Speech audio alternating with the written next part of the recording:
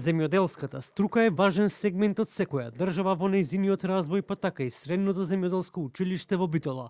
Професорот Златко Арсов од Факултетот за земјоделски науки и храна вели се работи за училиште кое има историјат од преку 110 години и обстојувало и покрај сите препреки кои после Втората светска војна добива поголемо значење со тоа што државата започнало да инвестира и да го подигне нивото на образованието во делот на земјоделството, фокусирајќи се на средните земјоделски училишта, а се разбира и на високото образование. Мене ми е стварно жал, значи мора да се најде начин некако бар тие преостанати земјоделски училишта, тие се 5-6, не се кој знае колку, да обстојат,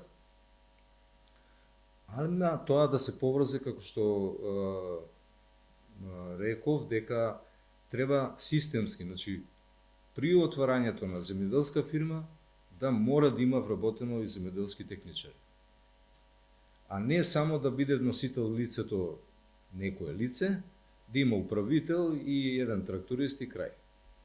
Значи тука гледам тежината, бидејќи ако нема такви услови, нашите сите земјоделски училишта едно по едно ќе се затворат. Треба да се размислува да се зачуваат уште тие неколку земјоделски училишта да се задржат. Поентата на земјоделските училишта беше да формираат кадар кој ќе биде директно внесен во производството и да има основа понатаму за на факултетот. Значи, мислам дека треба да се размислува да тие што ги имаме се уште неколку земјоделски училишта, да ако може да се задржат, па макар и со мал број на ученици.